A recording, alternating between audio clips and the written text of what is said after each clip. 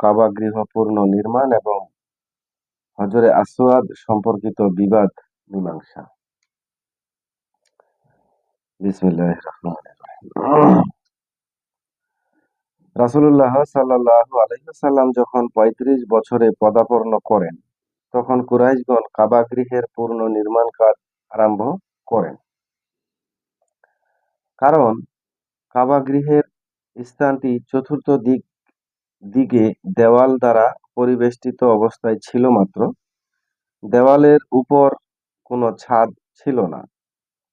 এই অবস্থার সুযোগ গ্রহণ করে কিছু সংখ্যক চোর এর মধ্যে প্রবেশ করে রক্ষিত বহু মূল্যবান সম্পদ এবং অলংকার আদি চুরি করে নিয়ে যায়।